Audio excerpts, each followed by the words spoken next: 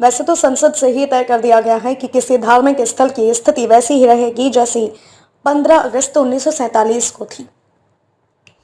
केवल अयोध्या राम जन्मभूमि मामले को इससे छूट दी गई थी और कोर्ट के आदेश पर ही वहां मंदिर का निर्माण चल रहा है। लेकिन ज्ञानवापी मस्जिद केस में जिस तरह अदालत के निर्देश आ रहे हैं वह रोचक हो सकता है।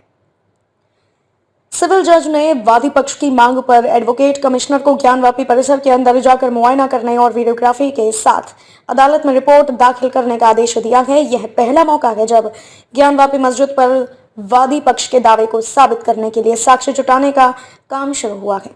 कानून में किसी केस को साबित करने के लिए साक्ष्यों की निगाह से यह आदेश मील का पत्थर साबित हो सकता है। एडवोकेट कमिश्नर की रिपोर्ट पर 10 मई को सुनवाई होनी है। ऐसी ही शुरुआत अयोध्या राम जन्मभूमि केस में हुई थी, जब फैजाबाद के सिविल जज ने 1 अप्रैल 1950 को विवादित स्थल का नक्शा तैयार करने के लिए कोर्ट कमिश्नर नियुक्त किया था। कोर्ट कमिश्नर ने उसी साल अपनी रिपोर्ट अदालत में दाखिल की थी। पूरे मुकदमे के दौरान हाई कोर्ट से लेकर सुप्रीम कोर्ट तक उस रिपोर्ट पर चर्चा हुई। वह रिपोर्ट सुप्रीम कोर्ट के फैसले का भी हिस्सा है। राम जन्मभूमि केस में हाई कोर्ट के आदेश से वीडियोग्राफी फोटोग्राफी हुई थी।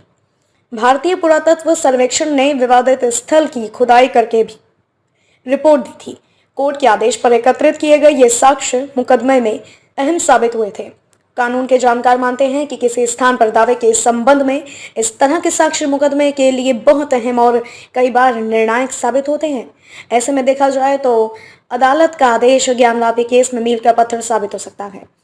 कानून विशेषज्ञों का कहना है कि जब किसी जमीन के मालिकाना हक, कब्जा या उपयोग के बारे में कोई दीवानीवाद अदालत आता है तो कोर्ट को लगता है कि यथास्थिति जानने के लिए लोकल कमिश्नर नियुक्त करना जरूरी है, तो वह नियुक्त करता है। किसी पक्षकार की ऐसी मांग होने पर दोनों पक्षों को सुनने के बाद मौके का मुआयना कर रिपोर्ट देने के लिए लोकल कमिश्नर नियुक्त किया जाता है।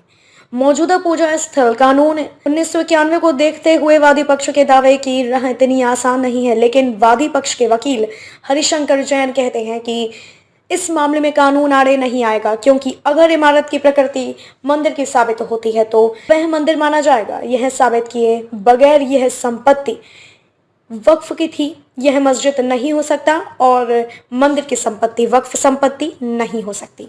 वहीं मुस्लिम पक्ष का मानना है कि यह मुकदमा सुना ही नहीं जा सकता, क्योंकि पूजा स्थल कानून 1991 में यह बाधित है।